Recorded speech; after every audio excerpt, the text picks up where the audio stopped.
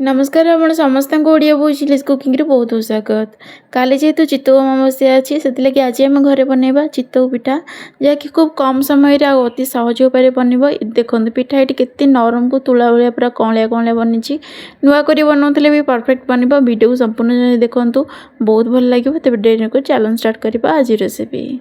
प्रथम ये मोटे बड़ मिक्सिंग बाउल नहीं ये आड कर अरुआ चाउल। ये गोटे कप अरुआ चाउल नहीं आप जो परिमाण पिठा बनाऊे से परिमाण ये अरुआ चाउल आड करेंगे। तो ये गोटे कप अरुआ चाउल ये गोटे सिक्रेट जिनस आड कर 4 चामच ये बिरी आड कर चोपा छड़ा बिरी अच्छी।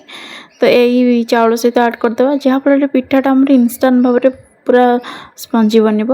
तो ये पानी ऐड कर दूची आ भल से आम धोई ना भल से धोई सारापर यह मुझे 3 घंटा बतुरिया छाड़ दूचे। ये 3 घंटा पर देखो चाउल ये बढ़िया से बतुरी जाइए। एबे यह गोटे थर भल से धोई आने भल से धोई सारापर यह मिक्सी जार ऐड कर दूची। आपड़ चाहिए जदि गोटे थर सबूतक धरचे बाटी दिंतु ना अल्प अल्प कर 2 थर चिकन कर ग्राइंड करेंगे।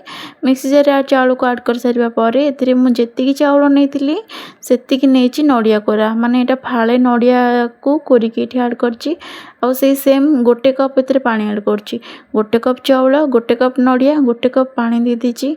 एबे आम चिकन कर ग्राइंड कर नहीं आसवा।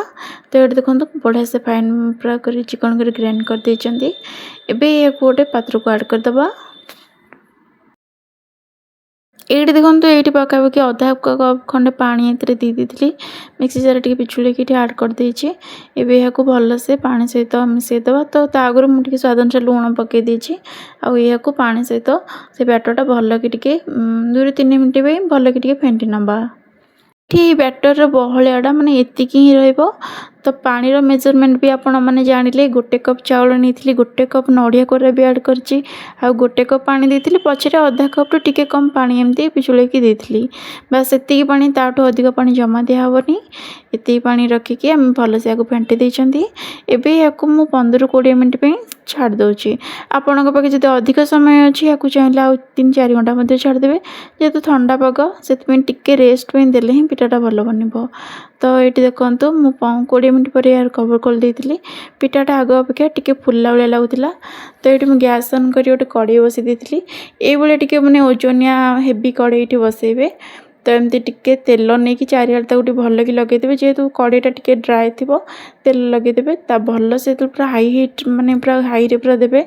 कड़ेटा भल से गरम होगा गोटे डंकी ये सुध ऐड कर देइए सांगे सांगे ये थालिया ये घोड़े देइए जहाँफल किसी भी होल नहीं मैंने बढ़िया से कवर हो पूरा हाई फ्लेम रे रखिथे। कि समय पर ये देखो 2 बूंद एमती पानी आनी छींची देइए आटा पखापाखि गोटे मिनिट तो नुह 30-40 सेकेंड भितर यार कवर खोल नहीं ये देखो पिठाटा केते बढ़िया से पूरा फुला फुला भाव में बनी। तो ये कैमेरा रे पूरा व्हाइट हो देखे पाऊनी ना पिठा एत कौलिया को मैंने फुला भाया बढ़िया से देखा जाउतिला। तो आपण मानक पछे देखेबी। तो नेक्स्ट पिठा मध्य सेम प्रोसीजर रे कड़े को टिके ऑयल तेल लगे दबा आ पूरा हाई फ्लेम रे ही पिठा को बनैबा जमा भी लो करेबेनी नहले तो पिठाटा फुलिबनी भल से। तो सेमती गोटे डंगी सुध ऐड कर देइए सांगे सांगे यार कवर देदबा। आपड़ चाहिए काचर घोड़णी दे पारे कि छोट होल थाए ना तो ये फुलिबनी पिठाटा से यही टाइप घोड़णी देले चितौ पिठाटा बढ़िया से बनब। तो ये देखो सेकेंड पिठाटा हो जाइए। तो कैमेरा को पाखक आणिक आपण देखो देखो केते बढ़िया से पूरा फुला फुला होगी। पछपटा कला पड़नी गोटे गोटे पिठार पछपट कला पड़ जाए कि पिठाटा देखो केते बढ़िया से बनी पूरा फुला फुला को पूरा बहुत नरम थिला और जमा भी कला पड़ नाला। तो यही प्रोसेस रे मु सब बाकी सब पिठा बनई देती ये देखो सब पिठा गुड़ा बढ़िया से फुली इनस्टांट बनई किंतु एते बढ़िया से फुली पिठा आपण मैंने विश्वास करेंगे। जब भी ठंडा पाग जो पिठाटा टिके फुलवा फास्ट गोटे पिठा पकई चेक करेंगे जब फुल नथिबो टिके ना खाइबा सोडा दे देकी पिठा गुड़ा बनइबे पूरा बढ़िया से एमतिया कौलिया कौलिया पिठा बनइबो। आपण माने काली आसुथिबा चितौ अमावस्या रे एभलिया कौलिया पिठा बनांतु केमते लागिला आज रेसिपीटा मते कमेंट करी निश्चय जणाइबे। आशा करछि वीडियो भल लगे वीडियो लाइक करने आपन फ्रेंड और रिलेटिव को शेयर करने। चैनल जदि नुआ अच्छे प्लीज सब्सक्राइब करियो जम्मा भूलिबेनी। तेबे पुणी देखा एक नया वीडियो से पर्यंत रहूची। धन्यवाद।